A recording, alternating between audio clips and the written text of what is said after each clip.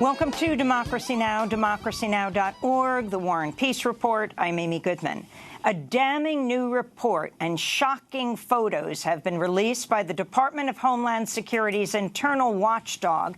It's adding to the mounting outcry over detention conditions for asylum seekers along the U.S.-Mexico border. Acting Inspector General Jennifer Costello is urging DHS to, quote, take immediate steps to alleviate dangerous overcrowding and prolonged detention of children and adults in the Rio Grande Valley. The report notes migrants are being held without sufficient food or access to medical care. Some children had not received a hot meal since being locked up and begged not to be returned to their cells. Inspectors observed over 2,500 children who had been held longer than the 3 days permitted under a key court settlement known as the Flores Agreement. Photos accompanying the report show extreme overcrowding, including people huddled in cells in standing room-only conditions, some held there for months. Some photos also show asylum seekers holding up signs for the inspectors, one of which reads, "Help." NPR reports DHS is currently on the hunt for new sites across several southern states to continue to detain migrant children. Meanwhile, lawmakers continue to make their own trips to immigrant jails, with Florida Congressmember Frederica Wilson leading a delegation Tuesday that included Congressmember John Lewis to visit the Homestead facility in Florida, less than an hour from the first Democratic presidential primary debates last week. In related news, another Central American migrant has died in U.S. custody after becoming sick while locked up at a Houston immigration jail. 30-year-old Honduran native, Imi Alexis Valderramos Torres, was detained at the end of May before being handed over to ICE in June. He died in a Houston hospital Sunday after being found unresponsible in his detention cell. The cause of death remains undetermined and an autopsy is scheduled. A federal judge in Washington state has blocked a Trump administration plan to lock up asylum seekers while they wait for the outcome of their cases. The policy, which was set to take effect this month, would have denied asylum seekers bond hearings. The ACLU, which brought the suit alongside other rights groups, welcomed the decision, saying, quote, try as it may, the government can't circumvent the Constitution in an effort to deter and punish asylum seekers applying for protection. This ruling will provide much-needed relief for people being detained in cruel and inhumane conditions while going through the asylum process, the ACLU said. In more immigration news, NPR is reporting the Department of Homeland Security has sent out fines to a number of immigrants for, quote, failing to depart the U.S. as previously agreed. The fines in some cases are as high as $500,000. Lisbeth Mateo, an attorney for one of the recipients of a DHS fine, told NPR the administration is issuing the fines to increase pressure on immigrant communities and may be laying the groundwork for further criminal penalties. She said, quote, I laughed because there has to be someone in some basement in D.C. thinking, oh, what else can I do to mess with immigrants? What else can I do to hurt them, she said. Earlier this week, Trump said previously announced immigration raids will begin after the upcoming July 4th weekend if Congress fails to pass new restrictions on asylum seekers. Again, the Trump administration said immigration raids will begin after the July 4th weekend. Nationwide protests were held Tuesday under the banner Close the Camps, calling on lawmakers to shut down immigrant jails, defund detention and deportation, and reunite separated families. This is a demonstrator in New York City. I'm here because I want to make sure that people know that not all Americans agree with this, that Americans are... We are like a country of migrants and immigrants, and we need to stay true to our history and welcome the generations that are coming to build our country. So I'm here because I'm against the child detention like concentration camps here. New Jersey Senator 2020 Democratic presidential candidate Cory Booker says if elected, he will virtually eliminate immigrant detention through executive authority as he unveiled his immigration reform plan Tuesday. Senator Booker's plan would phase out privately run immigrant prisons and stop criminalizing immigration. He's also vowing to restore and expand DACA and other protected status programs, reverse Trump's zero-tolerance family separation policy, expand legal pathways to citizenship, and put in place accountability mechanisms for ICE and CBP. Other 2020 candidates have also said they would effectively do away with immigrant detention, including former San Antonio Mayor and Housing and Urban Development Secretary Julian Castro. Last week, Senator Bernie Sanders said his first executive actions would undo all of Trump's anti-immigrant policies. The Trump administration's dropped its effort to include a citizenship question in the 2020 census. Last week, the Supreme Court ruled the question could not be added to next year's form, saying the administration's justification for its inclusion appears to have been contrived.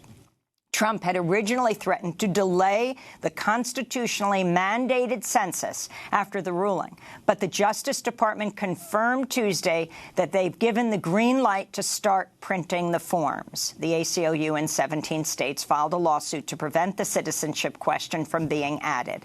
Census officials estimated 6.5 million people would not respond to the census, negatively impacting areas where large immigrant communities exist. The House Ways and Means Committee has sued the Treasury Department and the IRS over their refusal to hand over President Trump's tax returns.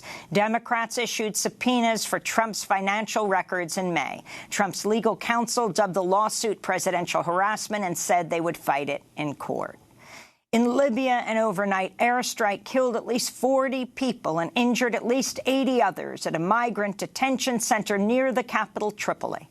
The facility housed mostly African migrants. The UN-backed government of National Accord is blaming the opposition Libyan National Army led by the renegade General Khalifa Haftar. Violence around Tripoli has been mounting since Haftar's forces launched an offensive to capture Tripoli. Human rights groups say both sides may have committed war crimes by attacking heavily populated civilian areas. In Israel, members of the Ethiopian community took to the streets Tuesday to protest racism and the police killing of teenager Solomon Teka in Haifa on Sunday. Major roads were blocked. 60 people were arrested as police clashed with protesters.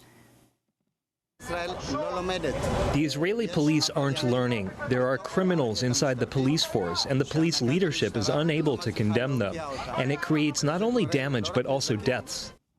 In California, U.S. Navy SEAL Special Operations Chief Edward Gallagher has been acquitted of murder after a jury found him not guilty on all charges except for the least serious charge of taking a photo over the dead body of a captive teenage combatant in Iraq. Gallagher was accused of multiple war crimes, including shooting 2 Iraqi civilians and fatally stabbing the captive teenager in the neck. The verdict came despite several of his fellow Navy SEALs testifying as witnesses to the alleged murder. During the trial, a Navy SEAL medic testified he, not Gallagher, was actually responsible for the killing of the teenager, throwing the prosecution's case into disarray. The medic said he asphyxiated the victim as a mercy killing after Gallagher stabbed him, though prosecutors say the claim was fabricated to protect Gallagher. Gallagher is set to be sentenced today and faces up to 4 months behind bars, though his lawyer says he will not return to prison since he's already spent more than 4 months in pretrial detention. In Arizona, federal prosecutors announced Tuesday they will retry humanitarian activist and No More Deaths volunteer Dr. Scott Warren after a jury refused to convict him last month for providing water, food, clean clothes, and beds to 2 undocumented migrants crossing the Sonoran Desert. Prosecutors have, however, dropped the conspiracy charge against Warren. Prosecutors will repeat their case against him in front of a jury in November. If convicted, Dr. Warren faces up to 10 years behind bars. This is Scott Warren responding to the news Tuesday in front of the federal courthouse in Tucson. I do not know what the government has hoped to accomplish here. I do know what the effect of all this has been and will continue to be. A raising of public consciousness, a greater awareness of the humanitarian crisis in the borderland, more volunteers who want to stand in solidarity with migrants, local residents stiffened in their resistance to border walls and the militarization of our communities, and a flood of water into the desert at a time when it is most needed. We'll have more on this later in the broadcast with Catherine Gaffney of No More Deaths. A black patient was arrested outside an Illinois hospital last month. He's now speaking out about his experience. 24-year-old Shaquille Dukes and his partner and brother were arrested while they were taking a walk near the hospital where Dukes was being treated for pneumonia. This was despite the fact he was wearing a hospital gown and had an IV drip in his arm at the time as he pushed the pole walking next to it. In a Facebook post, Dukes said a hospital security guard called the police and accused him of stealing the IV equipment to resell on eBay. Dukes has since filed a complaint for unfair and biased conduct by responding officers. Nike has withdrawn a new Independence Day-themed Air Max sneaker design. The design was reportedly nixed after Colin Kaepernick raised concerns about the use of the Betsy Ross flag, a symbol associated with the American Revolution and an era of slavery. The flag has since been used by white supremacist groups. Kaepernick, the former San Francisco 49ers quarterback, who many believed was iced out of the NFL for taking the knee before games to protest police brutality, was featured in a Nike ad campaign last year. In response to Nike pulling the sneaker, Arizona's Republican Governor Doug Ducey canceled a $1 million grant for a new factory, while Texas Senator Ted Cruz tweeted Nike, quote, only wants to sell sneakers to people who hate the American flag. Senate Majority Leader Mitch McConnell criticized Nike, saying he would place the first order for the sneakers if Nike reverses its decision. Tanks are reportedly at the ready for Trump's 4th of July celebrations in Washington, D.C., despite city officials objecting to the parade because of concerns of physical damage to the mall due to the massive military hardware. Trump has also ordered a flyover by military aircraft, including Air Force One. Republican operatives are reportedly handing out VIP tickets to Republican donors as well as general admission entry to attend Trump's planned speech at the Lincoln Memorial. The Washington Post is reporting nearly $2.5 million from the National Park Service will be diverted to cover the costs of the 4th of July celebrations. Chubb became the first major insurance company in the U.S. to announce it'll no longer provide coverage for coal companies. Chubb's move this week came after mounting pressure from environmental groups and will extend its coverage ban to companies that produce more than 30% of their energy from coal. Marianne Hitt of the Sierra Club's Beyond Coal campaign applauded the move, saying the insurance industry risks being on the hook for trillions of dollars in damages linked to climate change, from rising seas to wildfires and storms. Insurers are well aware of that danger and also well aware that the markets and the public are turning away from coal, which could leave them holding the bag for an obsolete industry, she said. Last month was the hottest June on record, marked by a record-breaking heat wave across Europe, which saw temperatures soar as high as 50 degrees higher than normal in parts of France, Germany, Spain, and Italy. Meanwhile, back in the U.S., record-breaking heat has gripped Alaska, exacerbating some 350 different wildfires across the state in recent days and accelerating the melting of its glaciers. And in London, climate activists with Extinction Rebellion marched on 5 major oil companies' headquarters Tuesday to call for an end to drilling during London's Climate Action Week. This is organizer Lola Perrin. It's London Climate Action Week, and we would, rather than network with people, we would rather go straight to fossil fuel companies and say, you know what, don't explore anymore. You're not sticking to the Paris Agreement, no matter how much you greenwash it. And those are some of the headlines. This is Democracy Now!, democracynow.org, The War and Peace Report. I'm Amy Goodman. And I'm Juan Gonzalez. Welcome to all of our listeners and viewers across the country and around the world.